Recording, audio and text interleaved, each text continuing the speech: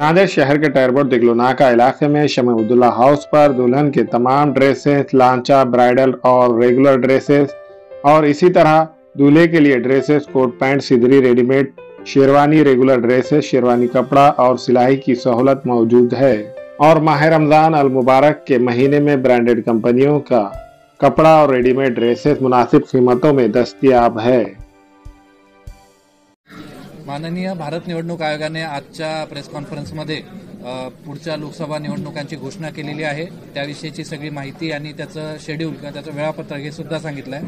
आपल्या नांदेड जिल्ह्यामध्ये 3 लोकसभा मतदारसंघांचं क्षेत्र येतं, त्यापैकी नांदेड आणि हिंगोली या 2 लोकसभा मतदारसंघांसाठी जो कार्यक्रम आहे तो मी आपल्यासमोर थोडक्यात मांडतो। आज दिनांक 16 मार्च रोजी याची घोषणा झालेली आहे। 28 मार्च रोजी या 2 लोकसभांची आणि इतर काही लोकसभांची अधिसूचना निघेल। दिनांक 4 एप्रिलपर्यंत नामनिर्देशन पत्र भरण्याची अंतिम तारीख असेल। या सगळ्या नामनिर्देशन पत्रांची छाननी ही 5 एप्रिल रोजी होईल। उमेदवारांना जर माघार घ्यायची असेल तर त्याची अंतिम मुदत ही 8 एप्रिल राहील।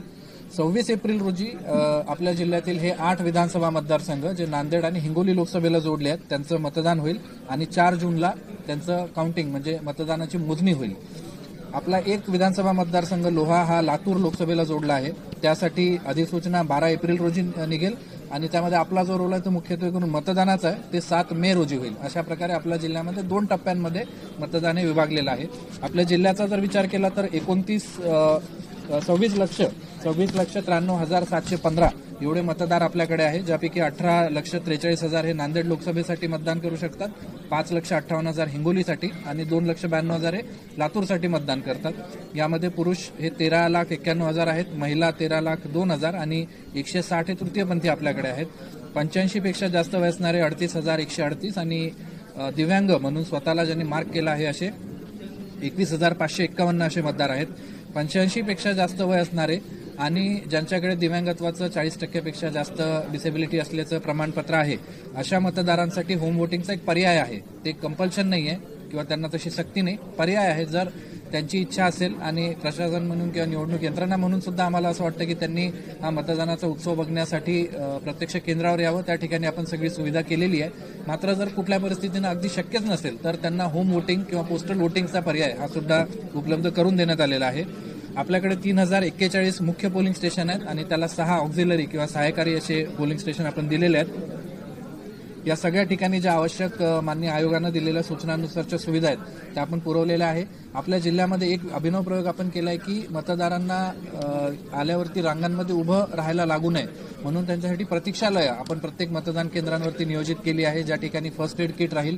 त्याचप्रमाणे आयोगाच्या निर्देशानुसार पाळणाघरं असतील ज्यामध्ये लहान मुलांना तेवढ्या वेळापुरतं सांभाळण्यासाठी तिथे आपले कर्मचारी जे प्रशिक्षित असतील आणि इतर सगळे खेळणे वगैरे सुविधा असतील। त्याचबरोबर व्हीलचेअर, रॅम्प या दिव्यांग किंवा ज्या लोकांना व्हीलचेअरची गरज पडते त्यांच्यासाठी ती सुद्धा व्यवस्था केली आहे। शौचालय, पिण्याचे पाणी अशी सगळी व्यवस्था आपण त्या ठिकाणी दिलेली आहे। 40 ठिकाणी आपल्याकडे संवेदनशील मतदान केंद्र आहेत, ज्या ठिकाणी अतिशय अल्प मतदान होणे, एकाच उमेदवाराला मोठ्या प्रमाणावर मतदान होणे किंवा इलेक्शन रिलेटेड काहीतरी गुन्हा त्या ठिकाणी मागच्या काही काळामध्ये घडला असेल अशी आहे। या सगळ्या ठिकाणी मी स्वतः आणि पोलीस अधीक्षक यांनी भेट दिलेली आहे। स्थानिक आपले एसडीओ, एसडीपीओ यांच्या अनेक भेटी त्या ठिकाणी झालेल्या आहेत। एकूण आपल्याकडे 9 strong rooms, ballot unit, control unit, VVPAT या सगळ्यांची पूर्तता झालेली आहे। कुठल्याही प्रकारे प्रलोभन मतदारांना दिल्या जाऊ नये यासाठी 97 स्थितिक पथकं म्हणजे स्टॅटिक पोस्ट आपण निर्माण केले आहे, ज्यापैकी 17 तेलंगणा आणि कर्नाटकाच्या सीमेवर आहेत। 95 आपली भरारी पथकं आपण नेमलेली आहेत। 53 व्हिडिओ पथकं आहेत आणि 33 पथकं अशी आहेत की जी वेगवेगळ्या सभा, प्रदर्शनं, रॅलीज यांना व्हिडिओग्राफीद्वारे कव्हर करतील। आपण 296 क्षेत्रीय अधिकारी आणि क्षेत्रीय पोलीस अधिकारी यांची नेमणूक केली आहे आणि 54 क्षेत्रीय अधिकारी आणि 54 क्षेत्रीय पोलीस अधिकारी यांना राखीव म्हणून आपण नियुक्त केलेलं आहे। एकूण 9,925 हे मतदान अधिकारी कर्मचारी आपल्याला लागतात, त्याची सुद्धा यादी अंतिम आहे। त्यांना आपण रँडमायझेशनद्वारा नियुक्ती देणार आहोत। आज मान्य आयोगानं निवडणुकीची घोषणा केल्यामुळे आचारसंहिता ही आता सुरू झालेली आहे।